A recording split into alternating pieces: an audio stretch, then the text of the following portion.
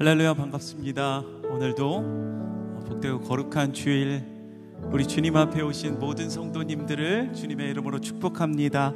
우리 앞뒤 좌우 바라보시면서 함께 인사 나눴으면 좋겠습니다. 사랑합니다, 축복합니다. 우리 함께 인사해 보겠습니다. 우리 한 번 더 인사하실 때에 우리 옆에 계신 분들 바라보시면서 우리 함께 예배드림이 기쁨이 됩니다. 함께 인사해 보실까요? 우리 안에 참 기쁨인 줄 믿습니다. 우리가 함께 주의 이름으로 모여서 예배할 때에 우리 안에 기쁨이고 또 주님이 기뻐하실 줄 믿습니다. 우리에게 한없는 또 은혜와 사랑을 베풀어 주실 그 주님 기대하시면서 우리 주님의 이름을 높여드리며 오늘도 기쁨으로 함께 찬양하며 나아갑시다.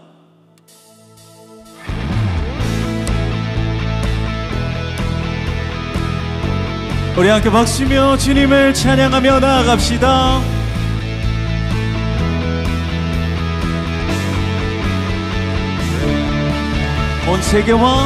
온 세계와 열방 가운데 예수와 같은 이름 없네. 죄악과 어두운 세상 유일한 소망, 예수와 비교할 수 없네. 아멘. 모든 민족을 구원할 이름 예수, 주님의 그 발 앞에 무너지리. 영광의 이름 예수 찬양하리. 처음과 나중 되신 주, 영광의 이름 예수 경배하리. 온 세계와 열방을 구원하실 주. 아멘.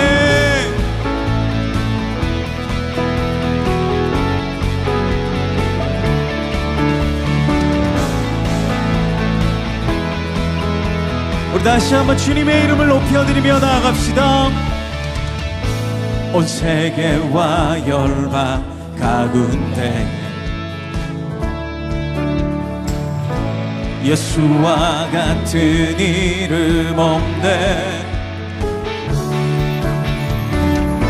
죄악과 어두운 세상 유일한 소망, 예수와 비교할 수 없네. 모든 민족을 구원할 이름 예수, 그 발 앞에 헛된 우상 무너지리. 영광의 이름 예수 찬양하리. 처음과 나중 되신 주, 영광의 이름 예수 경배하리. 온 세계와 열방을 구원하실 주. 할렐루야. 모든 민족을 구원할 이름 예수, 그 발 앞에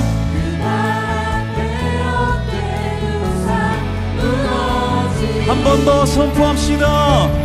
모든 민족을 구원할 이름 예수,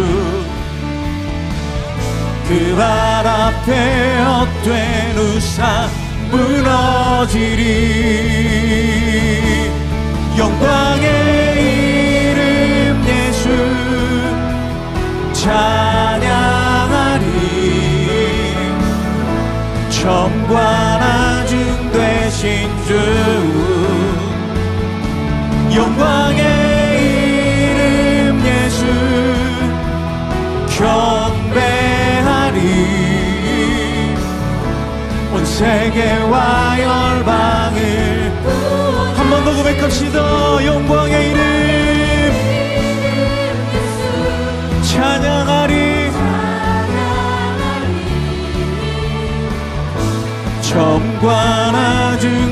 위대하신 주 영광의 이름 예수 경배하리 온 세계와 열방을 구원하실 주. 할렐루야. 우리 주님께 감사와 경배 박수 드립시다.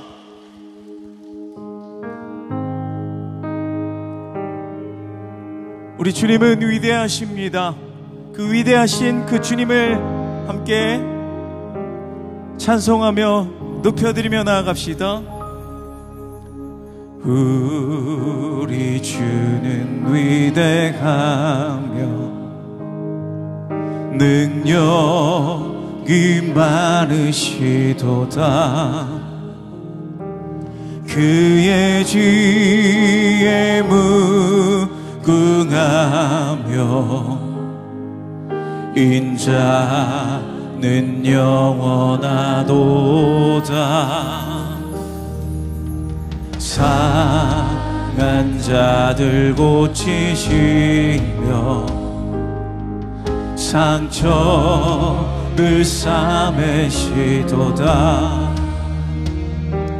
별들의 수를 세시며 이름을 붙이셨도다.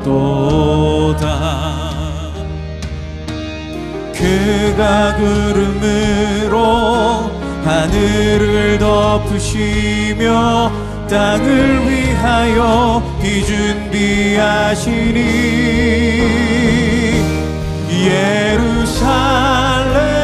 예루살렘아 여호와를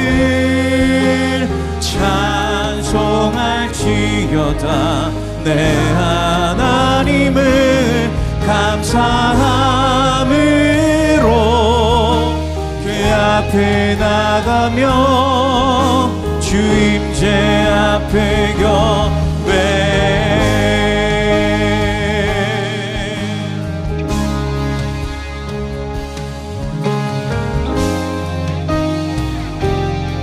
우리 다시 한번 고백합시다. 우리 주는 위대하며 우리 주는 위대하며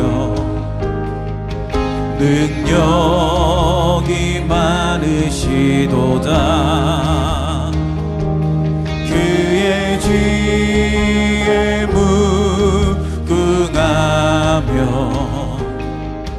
인자는 영원하도다. 상한 자들 고치시며 상처를 싸매시도다. 별들의 수를 세시며 이름을 붙이셨도다.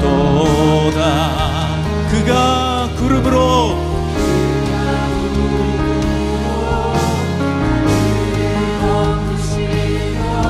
땅을 위하여 비 준비하시니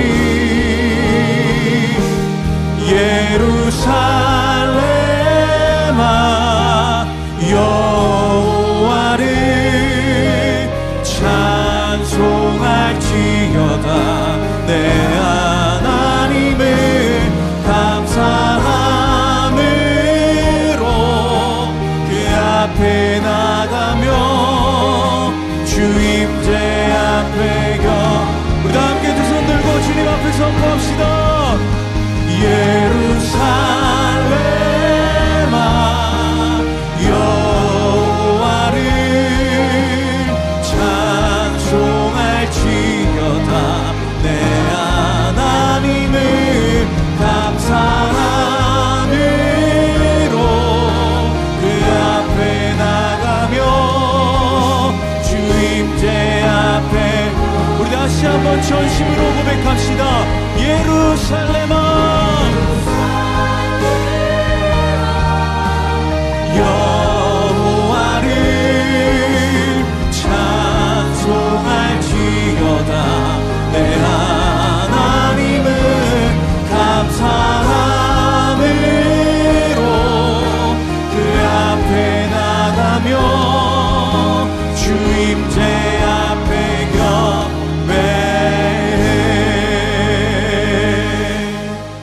모두 자리에서 일어나셔서 찬양하심으로 주일 예배를 하나님께 드리겠습니다.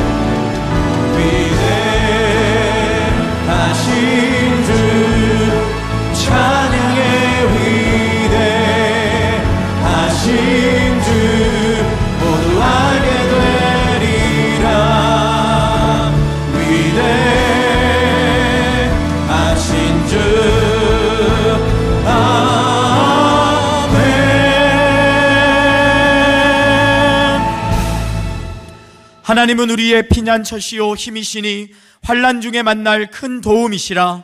하나님이 성중에 계심에 성이 흔들리지 아니할 것이라.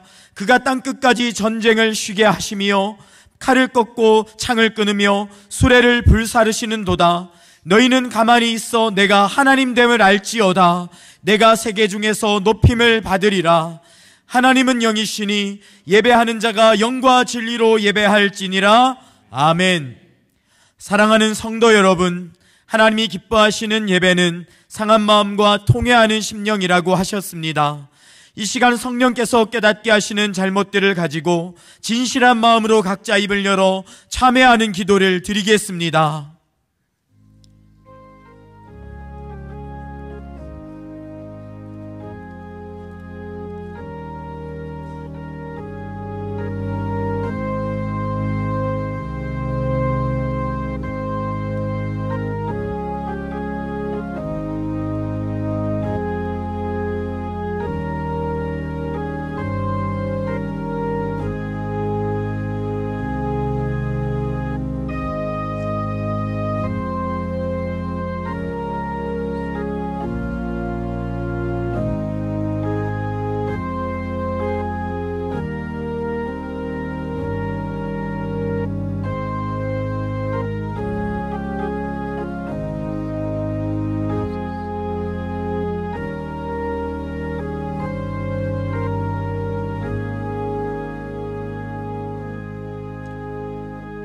만일 우리가 우리 죄를 자백하면 그는 미쁘시고 의로우사 우리 죄를 사하시며 우리를 모든 불의에서 깨끗하게 하실 것이요.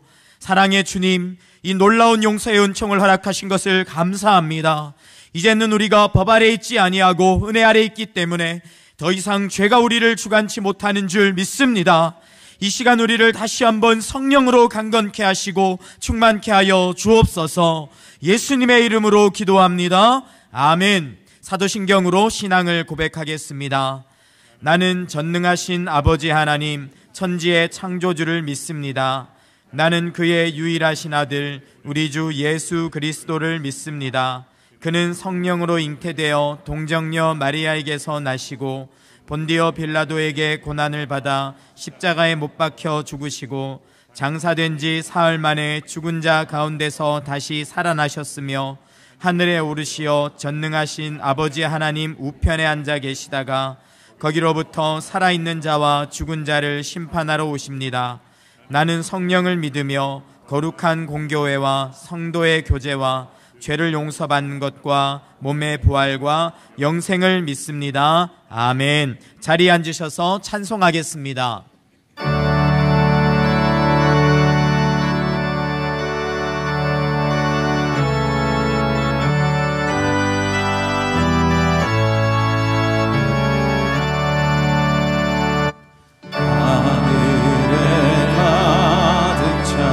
영광의 하나님, 온 땅에 충만한 존귀하신 하나님, 생명과 빛으로 지혜와 권능으로 언제나 우리를 지키시는 하나님,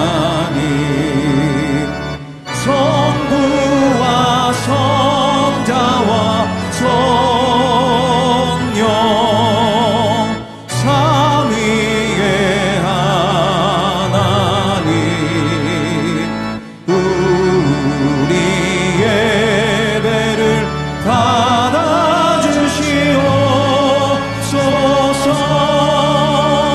사랑이 넘치는 자비하신 하나님, 은혜가 풍성한 구원의 하나님, 자매의 심령에 평안을 주시옵고 죄악과 어물을 용서하여 주소서.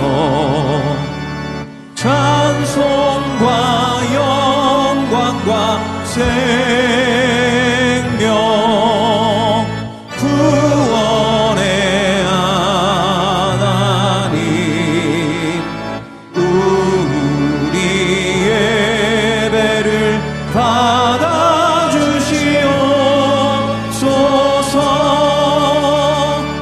연약한 심령을 굳게 세워주시고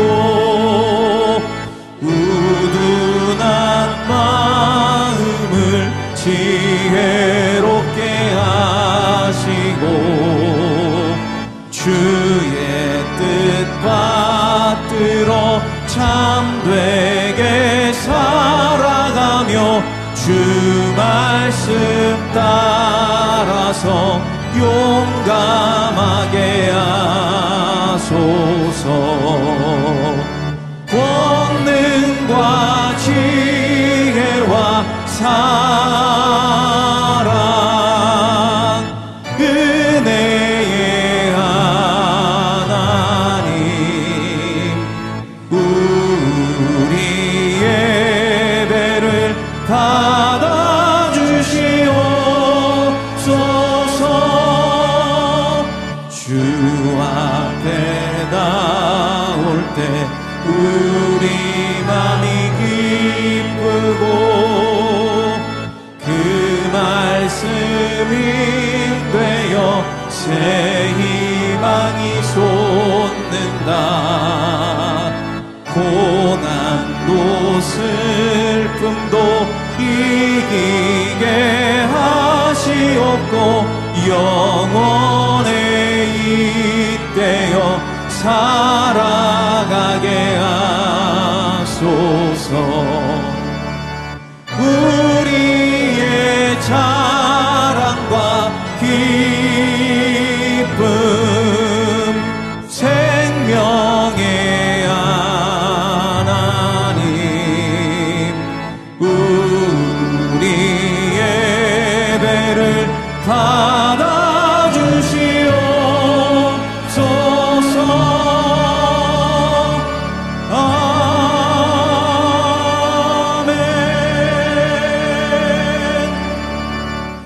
사랑과 은혜가 충만하시고 언제 어디서나 저희와 함께 하시는 참 좋으신 하나님 아버지 감사를 드립니다.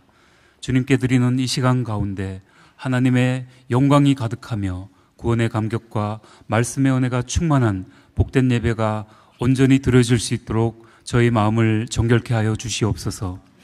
이인호 목사님을 통해 선포되는 모든 생명의 말씀들이 저희 마음속 깊이 뿌리 내리고 흔들리지 않는 굳건한 믿음으로 자라나게 인도하여 주셔서 저희의 삶의 주인이신 하나님의 뜻하심대로 순종의 삶과 구별된 삶, 복음으로 거듭난 삶을 살아가는 저희 모든 성도님들이 다 되게 하여 주시옵소서. 부름받은 주님의 거룩한 지체들로 맡겨주신 모든 소명들을 감사와 기쁨으로 섬김을 다하며 하나님의 영광을 위해 쏘가고 헌신하는 참 그리스도인의 삶을 살아갈 수 있도록 친히 인도하여 주시옵소서. 하나님 아버지, 경제적으로 많이 힘들고 어려운 시기를 걸어가고 있습니다. 고통받고 있는 모든 성도님들을 위로하여 주시고 긍휼을 베풀어 주시옵소서. 염려와 근심과 두려움들을 주님께 맡기고 부르짖어 기도함으로 말미암아 도우시고 함께 하시는 하나님만을 바라보게 하여 주시며 저희의 모든 것을 아시고 성령의 능력과 지혜를 더하여 주셔서 능히 이기게 하시는 하나님을 온전히 경험케 하여 주시옵소서. 이 예배 자리에 함께하지 못하고 육신의 약함으로 인해 고통받고 있는 모든 환우분들을 기억하여 주시고 하나님의 온전하신 치료의 능력이 환우분들에게 임하여 주시사 깨끗하게 치유받고 온전히 회복되어서 사랑하는 가정의 품으로 돌아가게 하여 주시며 주신 은사대로 귀하게 쓰임받는 축복의 삶이 될 수 있도록 은혜 베풀어 주시옵소서. 항상 가장 좋은 길로 완전한 길로 저희를 이끌어 주시는 하나님 아버지, 이틀 후에 이 나라를 이끌어갈 대통령을 선출합니다. 하나님만을 경외하며 지혜를 구하는 지도자가 세워지게 하여 주시옵소서. 하루속히 정치가 안정이 되고 경제가 회복이 되며 하나님의 통치와 공의로 가득한 복된 나라가 되게 하여 주시옵소서. 다음 세대를 사랑하시는 하나님 아버지, 미래준비팀의 모든 자녀들과 청년들을 일으켜 세워주시고 미래를 향한 꿈과 소망과 기대를 품게 하여 주시며 주신 말씀으로 잘 양육되고 성장하며 말씀으로 든든히 세워져가는 주의 몸된 교회가 되게 하여 주시옵소서.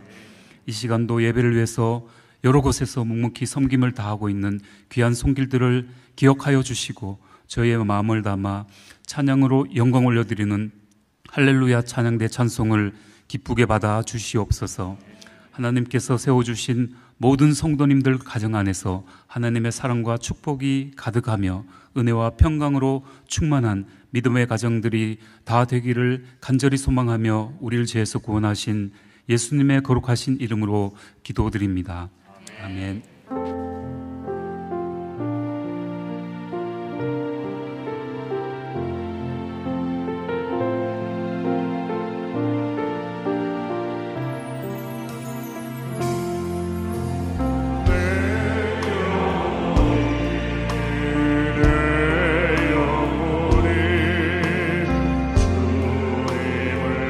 찬양하며 기뻐하기도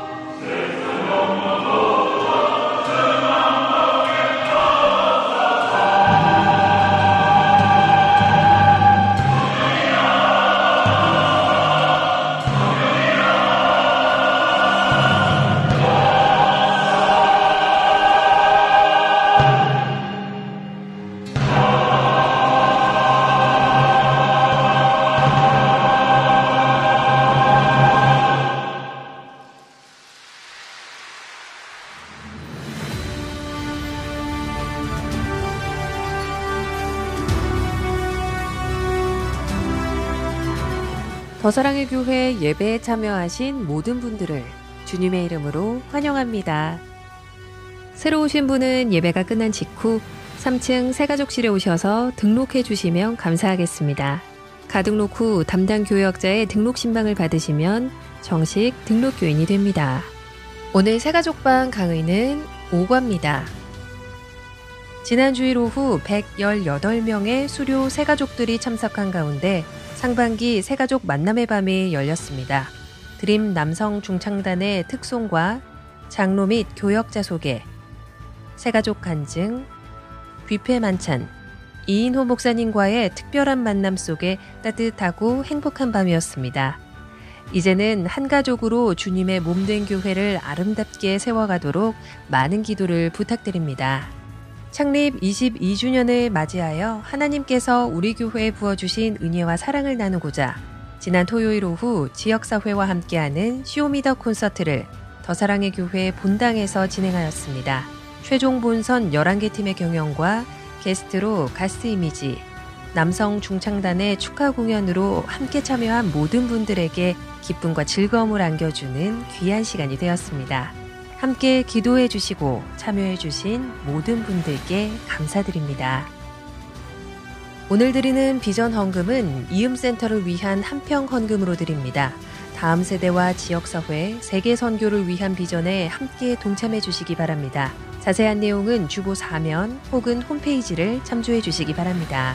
더사랑 농촌선교 모집이 오늘까지입니다. 정선 증산 중앙교회를 모집하며 고창 용교교회와 해남 충신교회, 상주 효자로교회, 문경 현리교회와 행복한교회는 모집 마감되었습니다. 42기 중보기도학교를 모집합니다. 6월 8일 주일부터 12일 수요일까지 저녁반으로 진행되며 선착순 50명입니다.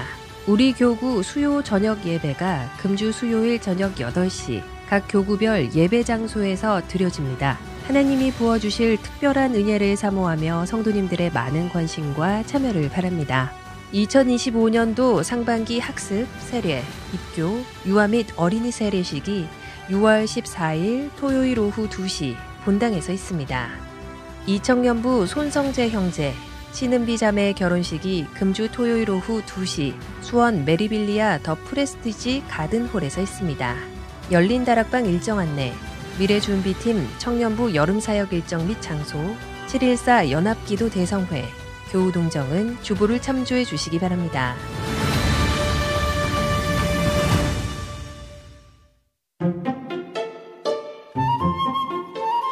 뜨거운 여름 논 사이로 스며드는 바람처럼 주님께서는 우리를 향해 부르십니다.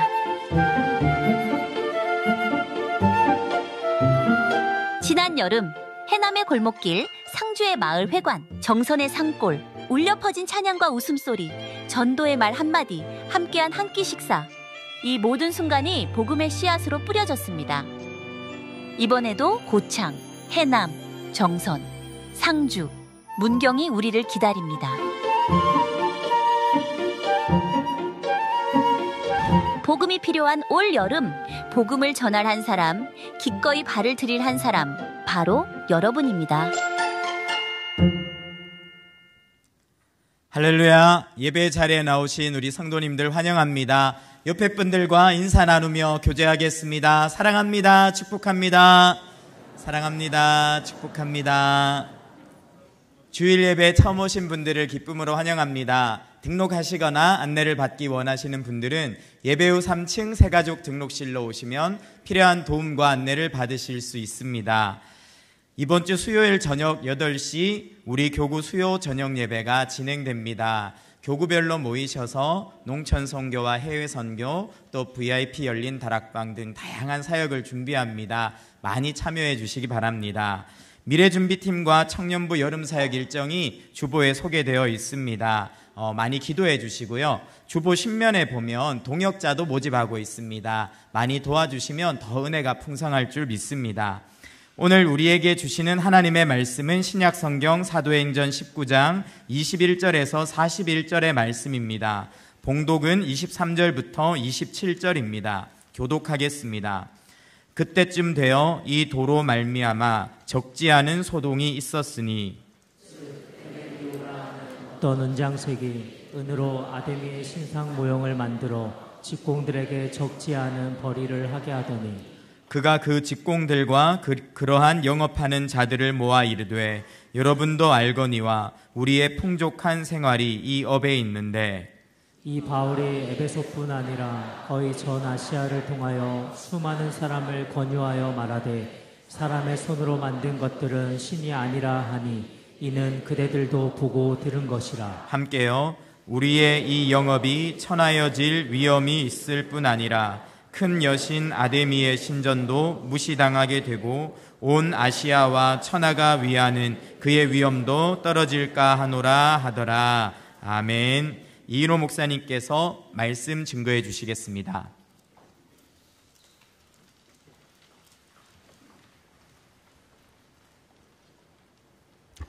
오늘날 교회는 이 세상과 많은 마찰, 충돌을 경험하고 있습니다.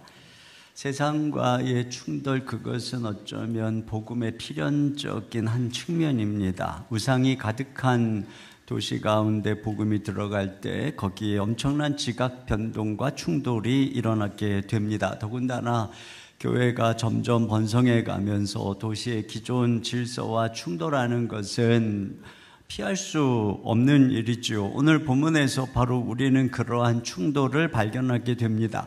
그런데 오늘 이 본문에서 발견하는 충돌은 우리가 생각하는 그런 방식의 충돌이 아닙니다. 그것은 어떤 면에서는 충격이지 충돌이 아닙니다.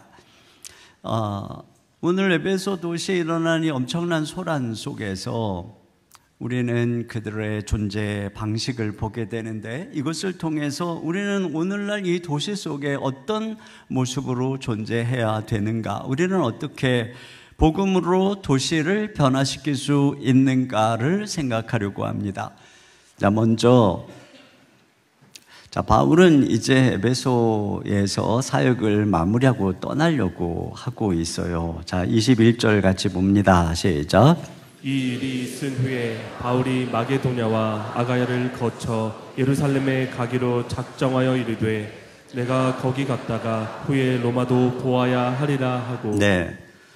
자, 이제 떠나서 예루살렘을 갔다가 로마도 보아야 하리라, 이렇게 그의 계획과 꿈을 얘기하고 있습니다. 그런데 여기 보면은 이 일이 있은 후에 이렇게 되어 있습니다. 그것이 가리키는 일은 바로 앞에 20절을 가리키는 것인데요. 같이 보겠습니다. 시작.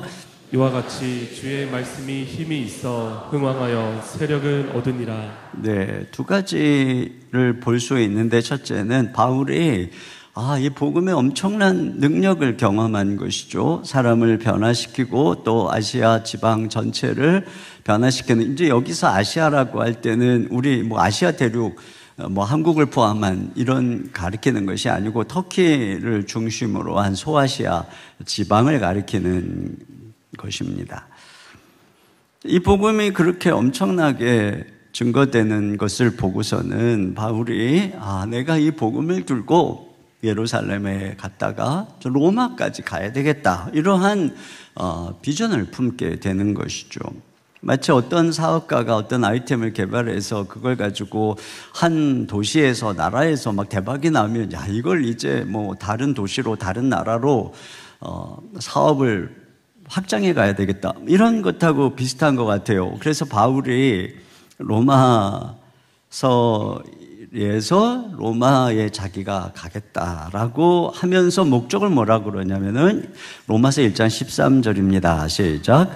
이는 너희 중에서도 다른 이방인 중에서와 같이 열매를 맺게 하려 함이로되. 네, 자기가 지금 여기 에베소에서, 아시아에서 엄청나게 복음이 열매 맺는 것을 보고는 내가 이 복음을 로마, 이 제국의 심장부인 로마, 이 대도시에 가서도 전하고 거기서도 엄청난 열매를 맺어야 되겠다, 이런 생각을 하는 것이죠. 여러분, 복음이 이와 같이 얼마나 엄청난 영혼을 구원하는 능력이고 사람을 죄에서 구원해서 새롭게 하고 가정을 변화시키고 질병을 치료하고 귀신을 쫓는 능력인지를 우리가 경험할 때, 특별히 개인적으로 경험할 때 우리는 이렇게 열정을 가지고 세상을 사명을 바라보게 되는 것이죠. 저도 신학교 때 폐결핵이 걸리고 깊은 고통의 터널을 지나면서 복음의 능력을 체험하게 된 것이죠. 회복시켜주고 치유하시는 복음의 능력을. 그때서부터 제가 이 복음을 통해서 다른 사람을 변화시키는 목회자로서의 꿈을 가지게 된 것입니다.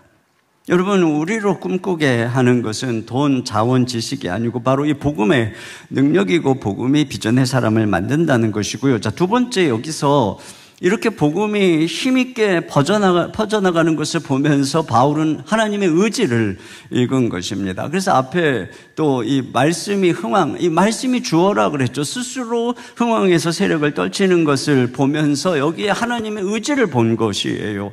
또 그 말씀을 들은 성도들이 마음이 뜨거워서 아시아 전역으로 복음을 증거하는 것을 보면서 그 속에서 하나님의 의지를 읽은 것입니다. 자기를 불러서 이방인의 사도로 삼고 복음을 증거하게 하는 하나님의 의지를 거기서도 확인하고 있는 것이죠. 그런 면에서 바울이 여기서 작정했다고 그랬잖아요. 내가 예루살렘에 가기로 작정하고 로마도 봐야 하리라. 이 단어는 이게 엄청난 의지의 표현인 것입니다. 그러니까 이것은 우리가 바울이 하나님의 의지를 보고 자기도 그 작정을 하고 있다, 결심을 하고 있다, 이것을 볼 수 있는 것이죠.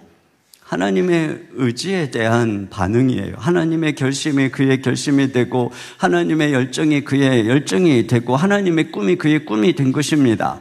뒤에 가서 이제 우리가 보겠지만 예루살렘에 갔다가 로마로 가는 길은 너무나도 험난한 여정이었습니다. 특별히 예루살렘으로 가는 길은 엄청난 환란이 기다리고 있는 길이었고 또 그것은 로마로 가는 길도 마찬가지였는데, 그래서 각 성마다 성도들이 거기 가면 환란과 결박이 기다린다 그렇게 얘기를 했음에도 불구하고 바울은 주 은혜의 복음을 증거하는 일을 마치려 하면은 내 생명을 조금 더 귀한 것으로 여기지 않는다, 이렇게 굳게 결심을 하고 걸어간 것이죠. 마치 예수님께서 십자가를 지시고 걸어갈 때 결심한 것하고 같은 것입니다. 누가복음 9장 51절입니다. 시작. 예수께서 승천하실 기약이 차감해 예루살렘을 향하여 올라가기로 굳게 결심하시고. 이게 십자가의 길, 사명의 길은 그냥 이렇게 산보하듯이 걸어가는 것이 아니죠. 굳게 주님이 결심을 하신 것처럼 우리도 마찬가지입니다. 하나님의 꿈을 품고 비전의 인생을 살아가는 것은 저절로 되는 것이 아니라 이렇게 결심이 필요한 것입니다. 굳은 결심이 필요한 것입니다. 그런데 사람들은 보통 자기가 할 수 있는 일, 또 자기가 가진 조건을 보고 꿈을 꿉니다. 내가 얼마나 젊은가, 내가 얼마나 준비되었는가, 내가 어떤 재능과 자본을 가지고 있는가. 그런데 지금 바울은 그런 상황이 아니에요. 하나님의 꿈을 내 꿈으로 삼은 것입니다. 복음의 능력을 의지하고 하나님의 그 의지와 하나님의 계획을 바라보고 거기에 사로잡혀서 걸어간 것이죠. 그래서 벵겔이라고 하는 신학자는 이런 얘기를 했어요. 어떤 황제도 바울의 넓은 마음에 근접하지 못했다. 이 세상의 황제들, 이 로마의 황제는 얼마나 엄청난 군사와 자원을 가지고 있습니까? 그리고 온 세상을 정복하고자 하는데 바울은 그거보다 더 엄청난 꿈을 하나님 안에서 꿈꾸었다는 것이죠. 인도 선교의 아버지로 불리는 윌리엄 캐리는 구두 수선공으로 일하면서 생계를 유지했습니다. 그런데 그가 한쪽 가게 벽에다가 세계 지도를 붙여놓고 이 복음을 모르는 민족을 위해서 늘 기도를 했습니다. 그리고 자신이 만든 그 지도에는 선교지별 인구수, 종교, 정치 상황이 기록되어 있었다고 하는데, 이것은 이러한 행동 자체는 당시로서는 아주 이례적인 것이었다고 합니다. 그의 손자가 전기에서 이런 얘기를 해요. 그는 날마다 신발을 꿰매며 세계 선교를 묵상했고 손은 구두를 꿰매면서도 마음은 하나님의 나라를 꿰매고 있었다. 이 윌리엄 캐리가 1792년에 유명한 설교에서 이런 명언을 남겼어요. 하나님께 큰 일을 기대하라. 하나님을 위해 큰 일을 시도하라. 여러분, 이 시대에는 젊고 힘있고 돈과 재능이 있는 사람은 많은데 주님의 꿈을 자신의 꿈으로 삼고 주님의 의지에 자신의 의지를 굴복시키는 사람은 아주 적어요. 그러므로 여러분이 누구든지 어떤 상황에 있든지 내가 주를 위해서 꿈을 품고 하나님의 선교의 의지에 나의 삶을 맞추고자 한다면 하나님은 반드시 그 사람들을 이 시대 속에 사용하시고 그를 통해서 하나님의 일을 이루어 가실 줄로 믿습니다. 두 번째로 여기서 볼 것은 복음은 선동하지 않고 섬긴다는 것입니다. 자, 여기서 이제 이 소동이 일어났어요. 23절입니다. 시작. 그때쯤 되어 이 도로 말미암아 적지 않은 소동이 있었으니. 여기 그때쯤이라는 것은 에베소에서 이제 3년 정도 지나고 말씀이 흥황하고 엄청나게 복음이 영향을 떨치는 바로 그때이고 또 바울이 이 꿈을 더 큰 꿈을 품고 있을 바로 그때인 것이죠. 그러니까 언제나 부흥이 일어나고 복음이 확장되고자 할 때에는 이렇게 반대와 어려움도 따르게 되는 것인데요. 자, 그 소동을 일으킨 주범이 누구냐면은 데메드리오라고 하는 은장색입니다. 24절입니다. 시작. 즉 데메드리오라 하는 어떤 은장색이 은으로 아데미의 신상 모형을 만들어 직공들에게 적지 않은 벌이를 하게 하더니. 네, 그 은으로 아데미 신상을 만드는 업자로서 자, 직공들을 고용하고 꽤 많은 벌이를 하고 있는 사업가입니다. 그가 여기 25절 상반절 볼까요? 시작. 그가 그 직공들과 그러한 영업하는 자들을 모아 이르되. 네, 자, 직공들을 다 모았어요. 그리고 영업하는 자들을 모았어요. 영업하는 자들은 뭐 이 신상을 사서 시장이나 성전 근처에서 파는 유통업자들이거나 또 여행하는 사람들에게 판매하는 뭐 중소상인들을 의미하는 것 같아요. 그러니까 우상 산업 전반에 종사하는 업자들과 장사꾼들을 소집한 것입니다. 그리고는 뭐라 그러냐? 25절 하반절 시작. 여러분도 알거니와 우리의 풍족한 생활이 이 생업에 있는데. 네, 그러니까 에베소 중심에 아데미 신전이 있고 이곳으로 많은 사람들이 뭐 성지순례 하듯이 그곳에 몰려오니까 이 우상 산업이 엄청 번성했고 이들은 그곳으로 풍족한 생활을 누리고 있었다는 것입니다. 자, 그런데 이제 그가 하고자 하는 본론의 이야기가 뭐냐? 26절입니다. 시작. 이 바울이 에베소뿐 아니라 거의 전 아시아를 통하여 수많은 사람을 권유하여 말하되 사람의 손으로 만든 것들은 신이 아니라 하니 이는 그대들도 보고 들은 것이라. 네, 바울의 복음의 핵심을 정확하게 그가 파악한 것이죠. 사람들에게 손으로 만든 것은 신이 아니라 이건 분명한 가르침인 것입니다. 진정한 신은 사람이 만드시는 게 아니잖아요. 하나님이 우리를 만든 것이지.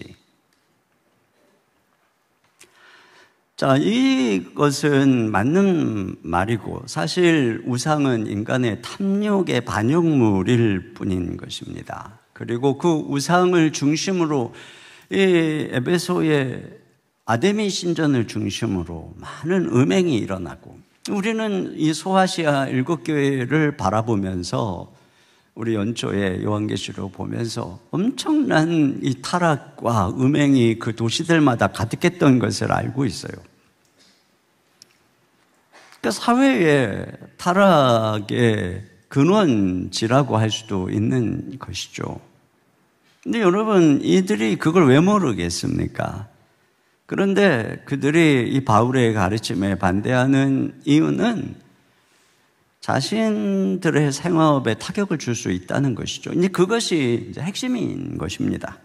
과거에 영국 정치인 윌리엄 윌버포스가 이 그리스도의 신앙으로 노예 무역 폐지를 외쳤습니다. 기독교 국가예요. 그런데 당시 상류층과 경제인들은 영국 대영 제국의 경제가 무너진다고 반대를 했죠. 강력한 반대. 여러분, 이와 같이 복음은 언제나 부패한 기득권과 충돌하게 되어 있습니다. 특별히 이렇게 우상숭배와 불법이 그 경제활동 또 제도와 깊이 연결된 곳에서 복음을 전한다는 것은 그들의 삶의 기반을 흔드는 것입니다. 어둠의 이권과 카르텔을 흔드는 것이죠. 그렇기 때문에 거기서 엄청난 저항이 따르게 되는 것을 오늘 엿보게 되는 것이죠. 자, 그런데 이러한 탐욕을 그럴듯한 종교심으로 포장을 하고 있어요. 27절입니다. 시작. 우리의 이 영업이 천하여질 위험이 있을 뿐 아니라 큰 여신 아데미의 신전도 무시당하게 되고 온 아시아와 천하가 위하는 그의 위엄도 떨어질까 하노라 하더라. 네, 자신들의 종교를 천하게 하고 신전이 무시당하고 신의 위엄도 떨어뜨릴 거라고 하는 그 신앙심, 민족 종교심을 자극하고 있습니다. 단지 자기들의 이익만 내세우는 것으로서는 대의명분이 서지 못하죠. 그러니까 이 경제적인 탐욕을 신앙의 언어로 포장하고 있는 것이에요. 자, 그러니까 어때요? 28절입니다. 시작. 그들이 이 말을 듣고 분노가 가득하여 외쳐 이르되 그다 에베소 사람의 아데미여 하니. 네, 여기 그들은 지금 이 말을 듣고 있는 직공들과 영업하는 자들이죠. 근데 그들이 지금 분노를 해가지고 데메드리오 말에 분노를 해가지고 외치는데요. 뭐라고 외치냐면은 크다 에베소 사람의 아데미여, 위대하다 에베소 사람의 아데미여. 이게 지금 무슨 얘기냐면은 에베소 사람들의 신앙심을 자극하고 있는 것입니다. 이 지금 바울이 자기들의 고유한 신앙 에베소의 수호신 아데미를 욕되게 한다. 그러면서 위대하다 에베소의 아데미. 그러니까 많은 사람들이 누군가가 지금 우리의 이 아데미 여신을 모독하는가 보다 해가지고, 그래서 어떻게 되느냐, 이 시위가 온 도시로 번져나가게 되는 것이 29절에 있어요. 자, 29절을 보면 이렇게 되어 있어요. 온 시내가 요란하여. 이건 지금 온 시내가 완전히 이들에 의해서 요란하게 돼서 시위가 번져갔다는 거죠. 그래서 어떻게 되느냐. 자, 하반절 같이 계속 보겠습니다. 시작. 바울과 같이 다니는 마게도냐 사람 가이오와 아리스다고를 붙들어 일제히 연극장으로 달려 들어가는지라. 네, 그들이 순간 폭도로 변해서 바울과 다니는 가이오와 아리스다고를 불법적으로 붙잡아가지고 연극장으로 달려가는 거예요. 온 사람들이, 도시가 지금 순간 무법천지가 돼버렸어요. 여러분, 이 고고학의 발굴에 의하면은 당시의 에베소의 연극장은 2만 명 이상을 수용할 수 있는 커다란 원형 경기장이었다고 합니다. 그 엄청난 사람들이 지금 거기로 몰려드는 것이고, 그런데 여기 32절에 보면은 그 모인 사람들의 태반이 자기들이 왜 모였는지도 몰라요. 자, 32절입니다. 시작. 사람들이 외쳐 어떤 이는 이런 말을 어떤 이는 저를 말을 하니 모인 무리가 분란하여 태반이나 어찌하여 모였는지 알지 못하더라. 네, 그러니까 그저 분위기에 선동돼서 왜 그러는지도 모르고 지금 태반이 그곳에 몰려든 것입니다. 그 자리에서 아마 유대인들도 있었던 것 같아요. 알렉산더라고 하는 사람을 앞으로 내세워서 변명하게 하려고 했다. 이걸 보면은 아마도 지금 이 사건은 우리 유대교하고는 상관이 없다, 뭐 이런 얘기를 하려고 했던 것 같습니다. 그런데 그게 말도 안 들어요. 34절입니다. 시작. 그들은 그가 유대인인 줄 알고 다 한 소리로 외쳐 이르되 그다 에베소 사람의 아데미여 하기를 2시간이나 하더니. 네, 2시간이나 크다 에베소 사람의 아데미. 이 지금 분위기가 무엇인가 옳고 그른지 사건을 따져보고 뭐가 문제인지 이런 분위기가 아니에요. 아무 말도 안 들어요. 자신들의 신 아데미 여신을 향한 맹목적 열정을 지금 보여주고 있는 것입니다. 이걸 보면은 이 종교심이라고 하는 것이 자칫 얼마나 손쉬운 선동의 도구가 돼서 집단화되기 쉬운가를 엿보게 되는 것이고, 데메드리오가 지금 그걸 이용하고 있는 것입니다. 사실에 대한 근거 없이 말을 부풀리고 포장해서 기독교가, 교회가 자신들의 신을 비방하고 모욕하고 위험한 종교인 것처럼 선동하는 것이죠. 그들을 놔두면 안 되는 해로운 집단처럼 공포화하는 것입니다. 그렇게 해서 상대편을 적으로 만들어서 내 편을 집단화하고 끌어들이는 것이죠. 이게 바로 계속해서 유대인들이 바울을 공격하던 전법이었고, 훗날 로마가, 네로가 기독교인들을 희생양으로 삼아서 기독교를 그렇게 극심하게 핍박했던 그 전법이었어요. 히틀러가 경제 불안과 국가 위기에 책임을 돌릴 희생양이 필요해서 평소에 미워하던 유대인들을 타겟으로 삼아가지고 연설, 영화, 라디오를 총동원해가지고 유대인들을 악마화하고, 그렇게 해서 국민 감정을 자극해가지고 그 엄청난 600만 명의 유대인을 학살하는 데까지 갔던 것입니다. 여러분, 이게 바로 전형적인 세상의 방식이죠. 오늘날도 불확실한 정보를 부풀려서 위기의식을 조장하고 자기 편을 모으려고 하는 시도들이 얼마나 많이 보여지고 있는지 모릅니다. 우리는 엄청난 선동의 시대에 살고 있습니다. 그리고 사실 교회의 역사는 이러한 세상의 선동에 의해서 수많은 고통을 당하고 핍박을 받았던 역사라고 할 수도 있습니다. 그런데 문제는 뭐냐면 어느덧 교회가 이러한 세상의 선동의 방식을 학습하고 있지는 않는가 하는 그런 것이에요. 그런 우려입니다. 제임스 데이비슨 헌터라고 하는 분이 기독교는 어떻게 세상을 변화시키는가라고 하는 책에서 미국의 교회가, 미국의 기독교가 세상을 변화시키고자 하면서도 세상의 방식을 따라감으로써 오히려 복음을 왜곡하고 있다, 이 얘기를 하고 있어요. 굉장히 중요한 얘기입니다. 미국의 기독교 우파들은 그 보수주의 교회죠. 성경적 가치에서 벗어난 왜곡된 윤리들하고 싸우죠. 우리도 마찬가지고. 또 기독교 좌파들은 역시 성경의 가치에서 벗어난 불평등, 환경등과 싸우죠. 우리도 마찬가지예요. 그런데 그렇게 그 가치를 갖고 세상과 싸울 때 공포에 기반한 동원 전략을 사용하고 있다고 비판합니다. 세상과 맞서 싸운다면서 문화전쟁을 일으키지만 전쟁의 무기와 전략은 세상의 것하고 똑같다는 것이에요. 복음을 도덕적 공포의 언어로 변형시켰다는 것입니다. 그것은 성경에 우리 주 예수님이 성육신한 방식하고는 전혀 맞지 않는 충돌하는 방식이라고 하는 것이죠. 이러한 공포와 분노는 지지자는 만들 수 있지만 하나님의 나라를 세울 수는 없다는 것입니다. 그래서 하나를 잃어버리고 더 많은 것을 얻고 더 많은 걸 잃어버리게 되는 것이죠. 여러분, 교회는 그리스도와 복음을 위해서 하나 되는 것 외에는 그 무엇을 위해서도 집단화되어서는 안 되는 곳입니다. 우리가 그렇게 하는 순간에 우리는 구원해야 될 수많은 형제와 자매들을 우리 반대편에 적으로 간주해버리는 중대한 죄를 저지르게 되는 것이고, 자칫 그리스도께서 피로 값주어 하나 되게 하신 그리스도의 나라를 분열시키는 이적 행위를 하게 되는 것입니다.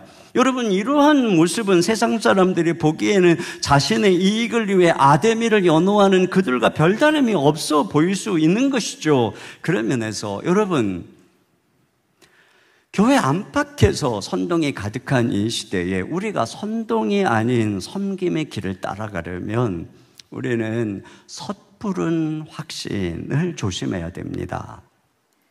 제가 여러분 얼마 전에 캐톨릭에서 교황을 선출하는 콘클라베가 있었잖아요. 추기경들을 다 모아놓고 바티칸 성전문을 다 잠가버리고, 그리고서는 이제 투표를 해서 선출하는 방식을 콘클라베라고 하죠. 이게 실제적으로 어떤 방식으로 이루어지는지를 보게 하는 콘클라베라고 하는 영화가 상영된 적이 있어요, 얼마 전에. 제가 그 영화를 보았는데요. 그 영화에 참 마음에 와닿는 장면이 있었어요. 교황 선출 투표를 앞에 두고 한 추기경이 이 모든 사람들 앞에 이런 기도를 하는 거예요. 제가 너무 이 기도문이 마음에 와닿아갖고 다 받아 적었어요.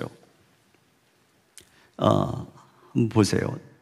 이렇게 기도합니다. 제가 무엇보다 두려워하는 죄는 바로 확신입니다. 확신은 통합의 가장 큰 적입니다. 확신은 관용의 치명적인 적입니다. 심지어 그리스도조차 마지막 순간에는 확신하지 못하셨습니다. 주여, 주여, 어찌하여 저를 버리시나이까? 십자가에서 9시간을 매달리신 후 고통 속에서 그렇게 외치셨죠.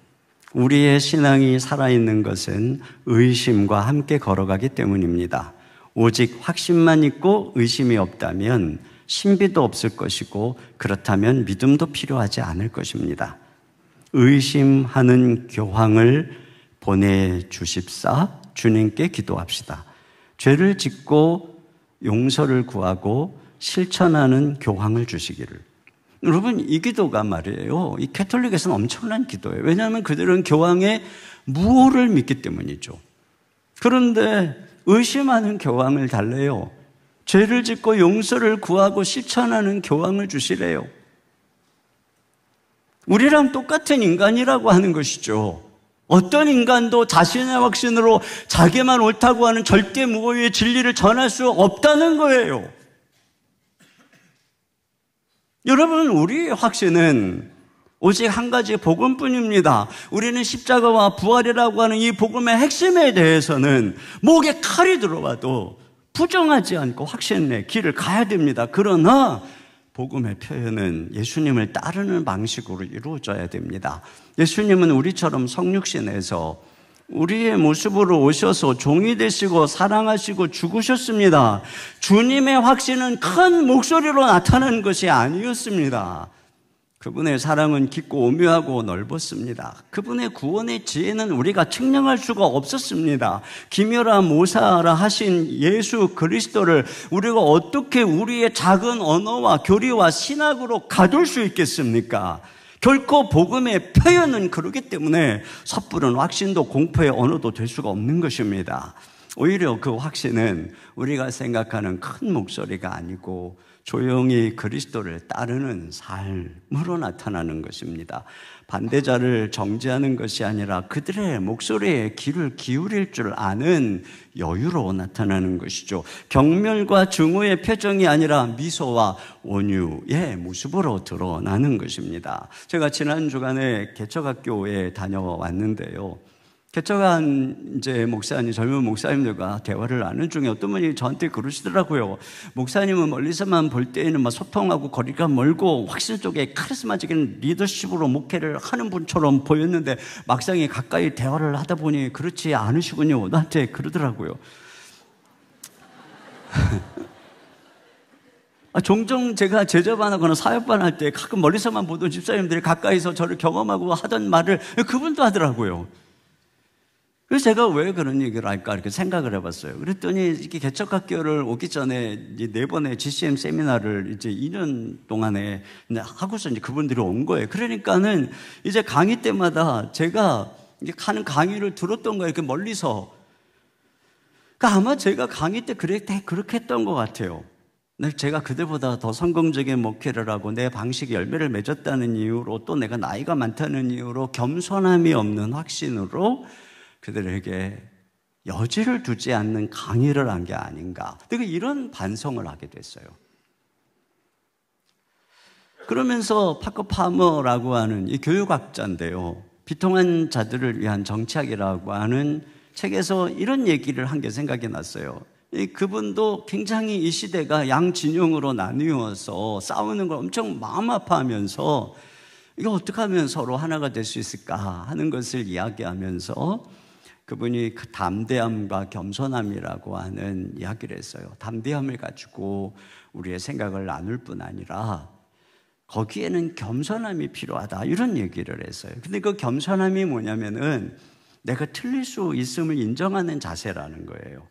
내 말이 완전하지 않다는 사실을 알고 다른 사람의 말에도 진실을 귀 기울일 줄 아는 자세라는 거예요. 그래서 그가 이런 얘기를 했어요. 우리가 확신하는 진실조차 전체 진리의 한 조각일 수 있다. 그래서 우리는 경청해야 된다.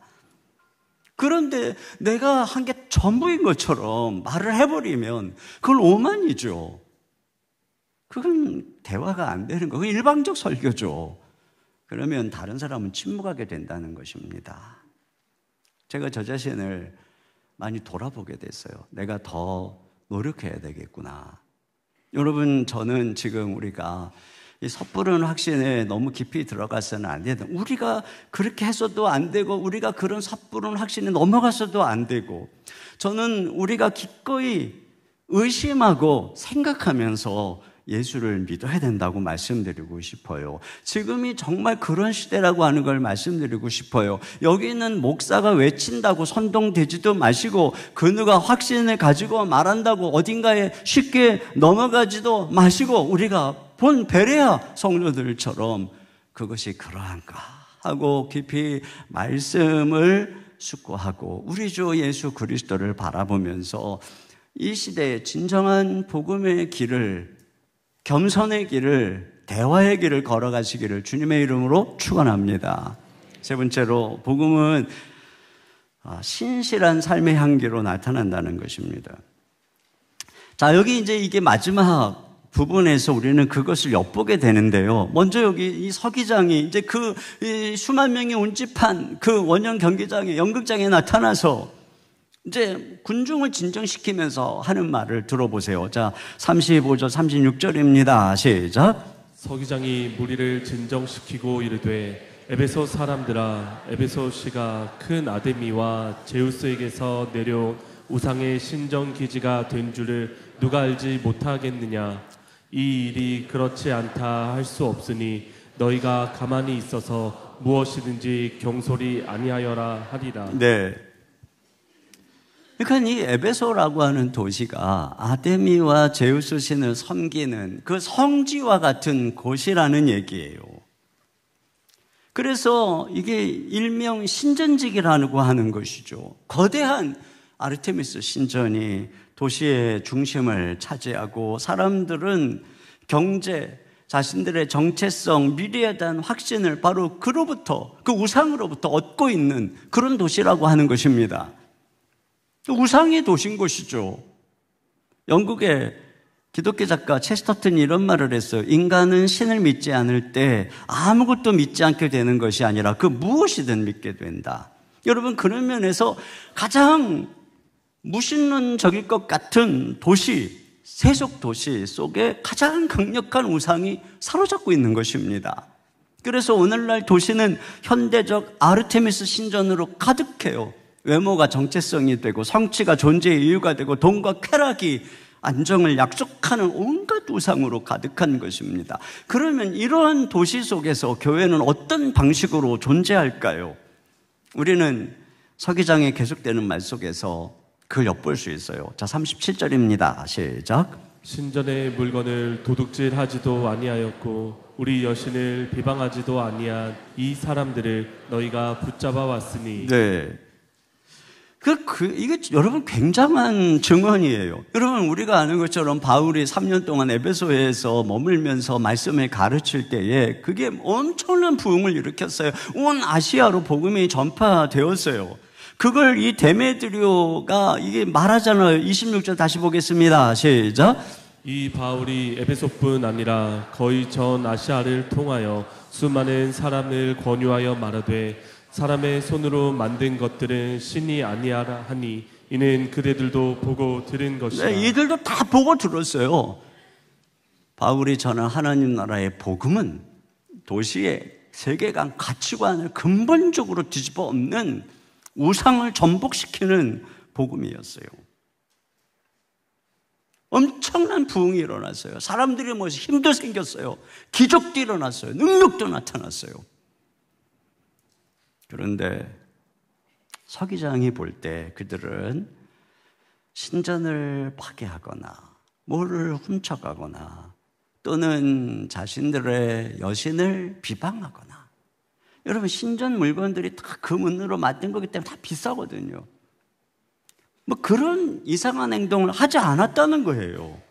여러분, 보통 우리가 이 사회 속에서도 어떤 연예인이든 누구든 어떤 한 이슈가 나타나면은 뭐 그 사람의 과거부터 시작해가지고 잘못된 것들을 막 제보하잖아요.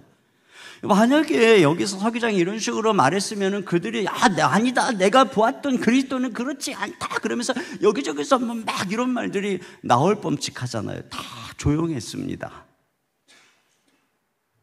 여러분, 이 사건은 이 당시에 그들의 삶이 어떠했을까를 엿보게 해주는 것이죠. 이 서기장의 선언은 사도행전에서 매우 드물게 이 비그리스도인의 입을 통해서 그리스도인들의 도덕성을, 합법성을, 정당성을 인정해주는 그러한 아주 역사적으로 중요한 내용인 것입니다.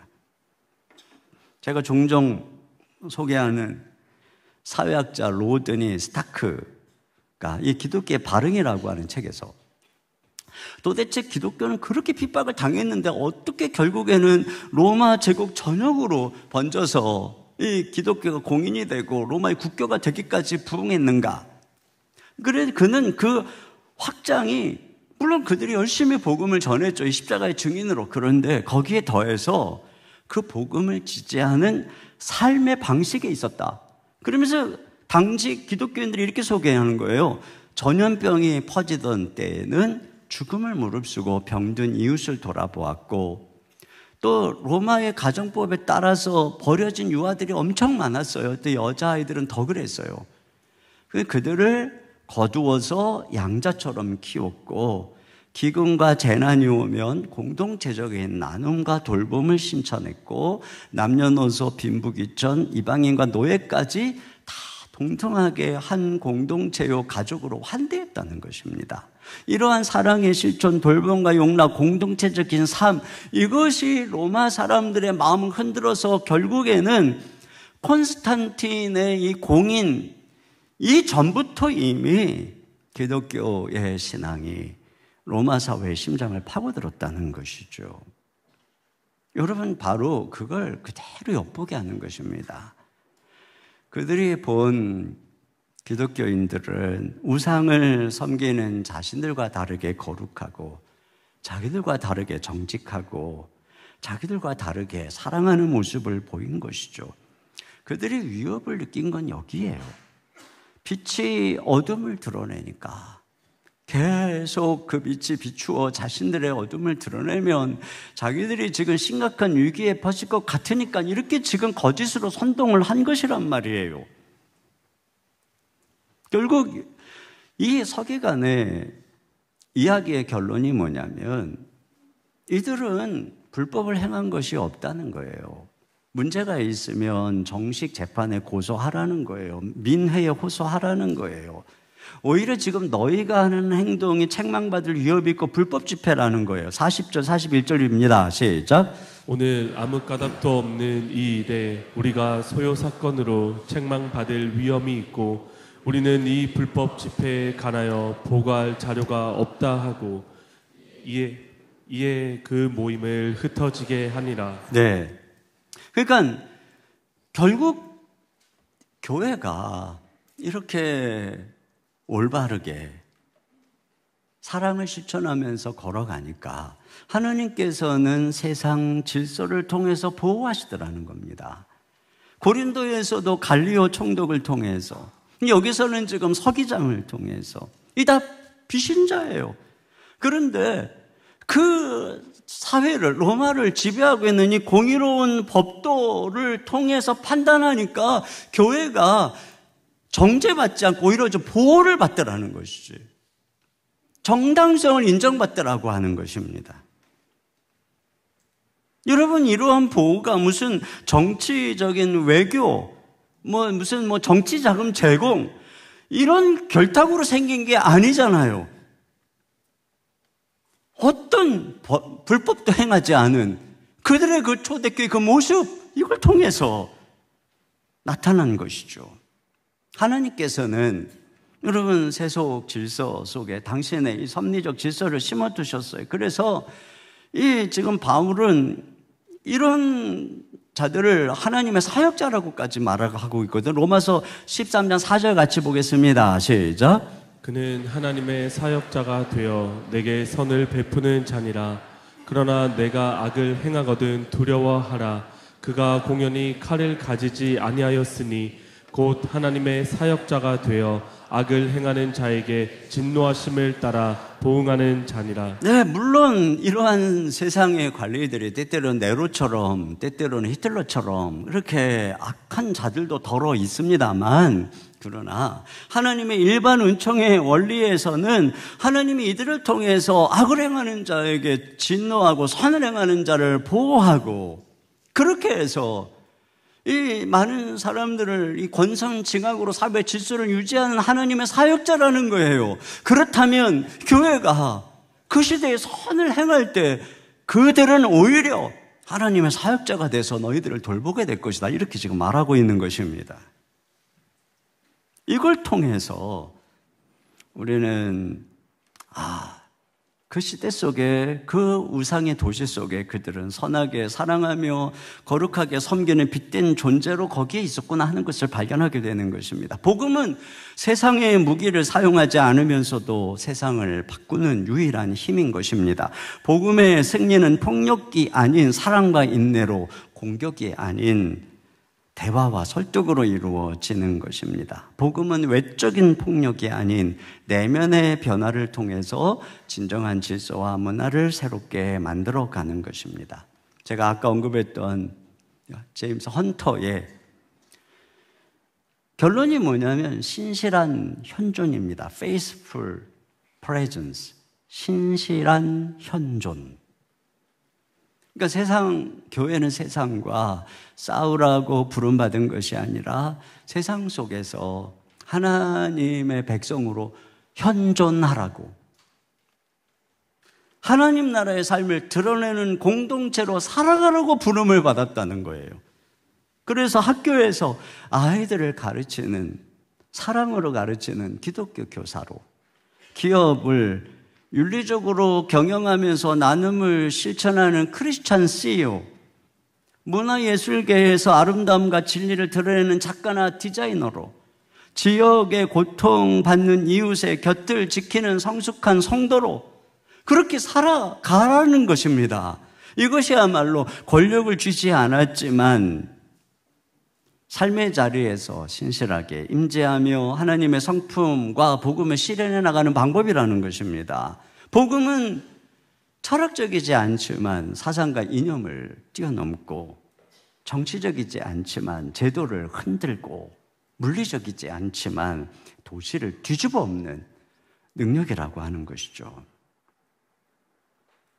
예수님께서는, 부활하신 예수님께서는 이와 같이 지난주에는 바울을 통해서 예수님의 능력을 나타내고 병을 치료하고 귀신을 쫓아내는 도구로, 더 나아가서는 이와 같이 아름다운 모습으로, 선한 모습으로, 율법이 성육신에서 이 땅에 나타난 모습으로, 그래서 우리를 통해서 예수님의 아름다움이 비춰지기를, 그때 복음이 전파되는 것이지, 우리가 세상의 방식으로 위대하다 아데미어 하고 2시간을 외친다고 과연 세상이 복음의 아름다움을 보겠습니까? 이 선동의 시대에 선동이 아닌 섬김의 길을, 아름다운 우리 주 예수님의 길을 따라가는 저와 여러분 되시기를 주님의 이름으로 축원합니다. 우리 시간에 자리에서 함께 일어나셔서 신실하게, 진실하게, 거룩하게 살게 하소서. 우리 같이 찬양을 드리겠습니다.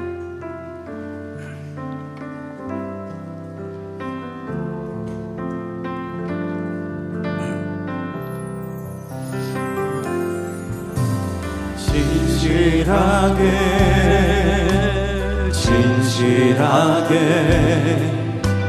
거룩하게 살게 하소서. 진실하게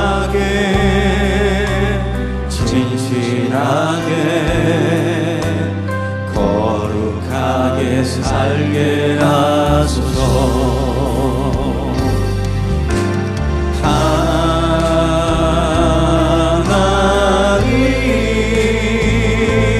나의 마음을 만져주소서.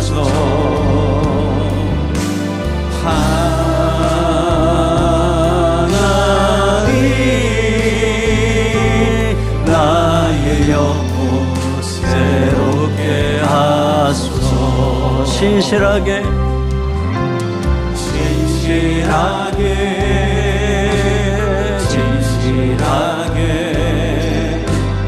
거룩하게 살게 하소서. 진실하게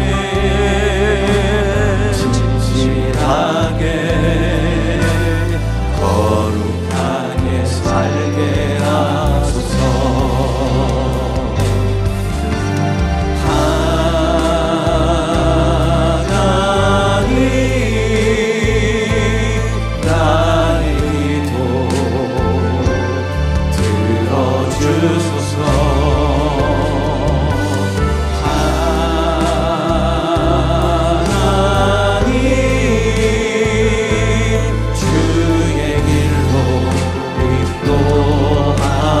일절만 한 번 더 하겠습니다. 진실하게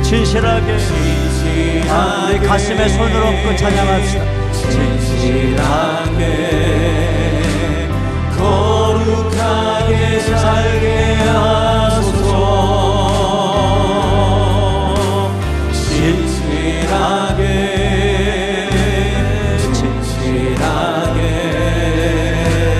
거룩하게 살게 하소서. 하나님, 나의 마음 만져주소서. 하나님, 나의 마음 만져주소서.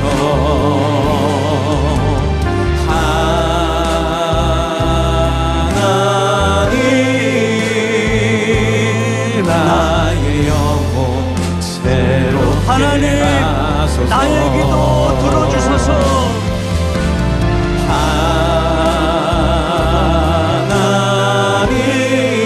하나님, 나의 기도 들어주소서.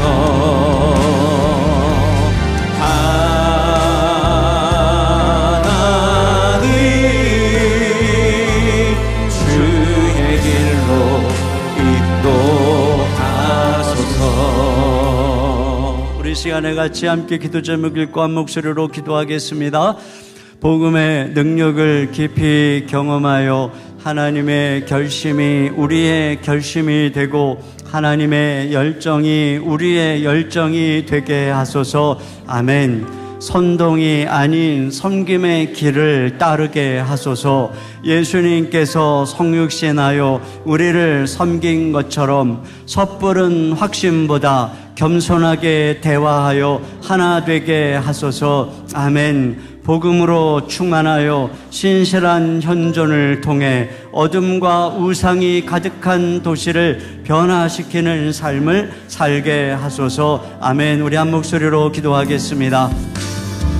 하나님 아버지, 참으로 어지러운 시대, 선동의 시대를 살아가고 있는 우리들에게 주님, 우리가 먼저 복음의 능력을 경험하며 복음의 확신을 가지고 복음의 열정을 가지고 이 도시 가운데 나아갈 수 있도록 인도하여 주시옵소서. 그러나 주님, 우리가 선동이 아닌 섬김의 길을 따라가는 저희들 될 수 있도록 우리 아버지 하나님 인도하여 주시기를 원합니다. 우리 주님께서 그렇게 하신 것처럼 하나님, 우리가 가야 될 길이 어디 있고 우리가 가야 하는 길이 무엇이 진정한 복음의 길인지 우리로 알게 하여 주셔서 하나님이 혼탁한 세상 가운데에 진정 우리 주 예수님을 따라가며 사람들을 겸손하게 섬기며 대화하며 온전히 정의의 손을 잡고 하나님의 길을 가는 저희들이 될 수 있도록 인도하여 주시기를 원합니다. 복음으로 충만하여 주의 아름다운 향기를 드러내는 신실한 현존을 통해서 어둠과 우상이 가득한 도시를 변화시키는 우리들이 될 수 있도록 우리 아버지 하나님 인도해 주옵소서.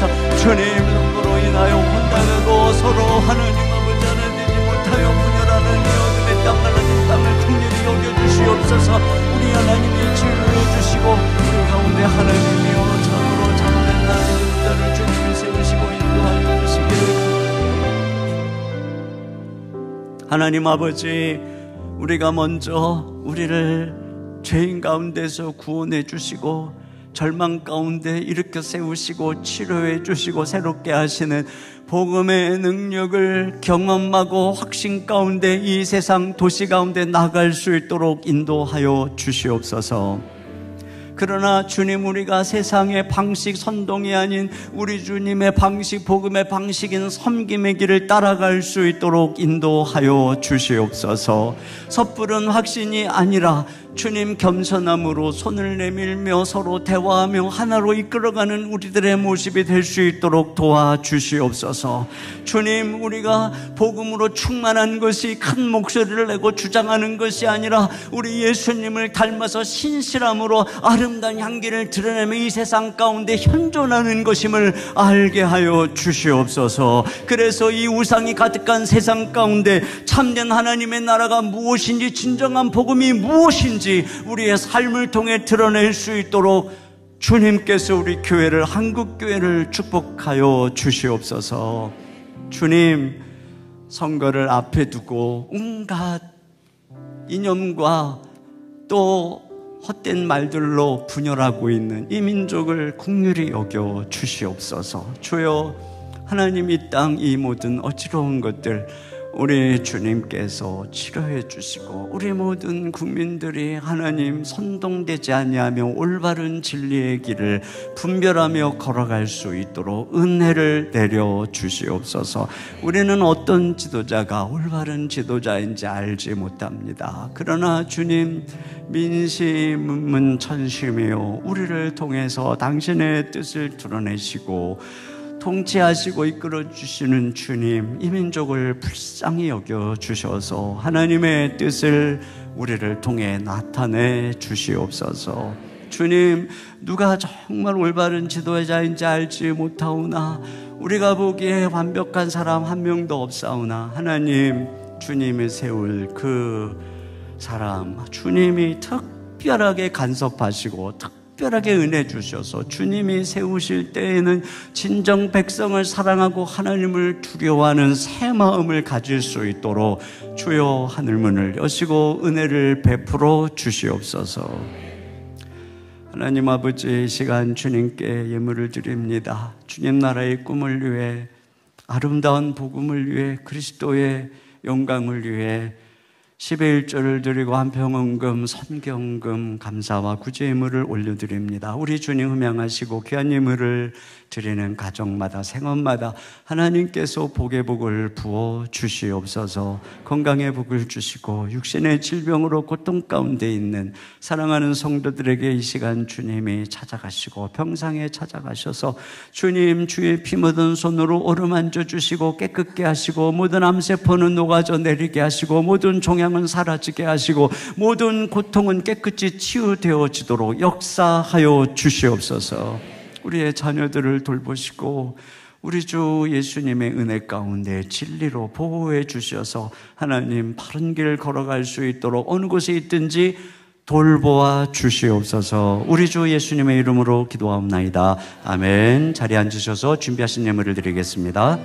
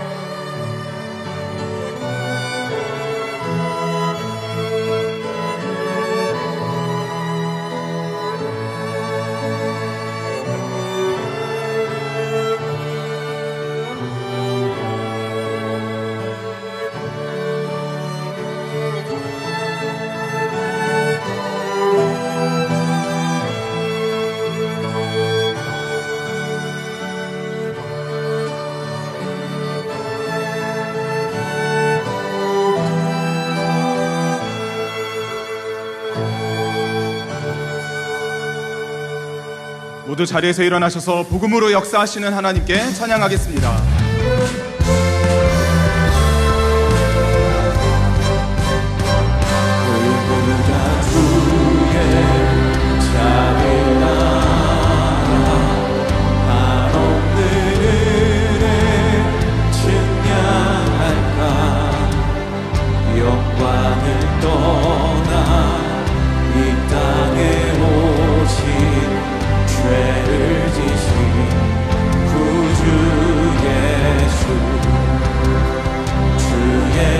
십자가 내게 바라네 영원히 난 용납됐네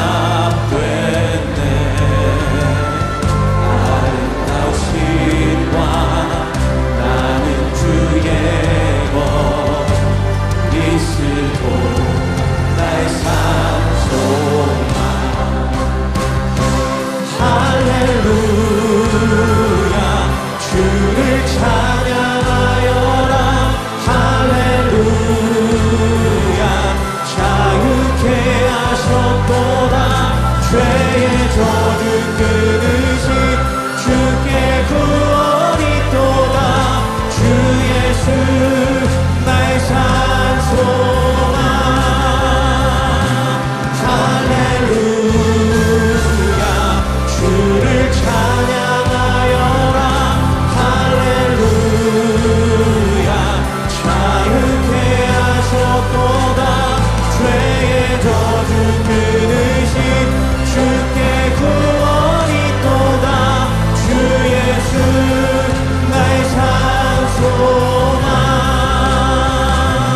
그리스도 나의 산 소망 당신은 나의 산 소망 아멘. 지금은 우리 주 예수 그리스도의 은혜와 우리 아버지 하나님의 무한하신 사랑하심과 성령님의 감화감동 위로 교통하시는 역사가 오직 이 우상의 도시 가운데 아름다우신 예수님을 따라 아름다운 향기로운 그리스도인의 현존을 통해 세상 가운데 복음의 빛을 발하기를 다짐하며 돌아가는 모든 성도님들 머리 위에 가정 위에 주의 몸된 교회와 이 민족과 열방 가운데 이제로부터 영원토록 함께해 주시기를 간절히 축원하옵나이다. 아멘.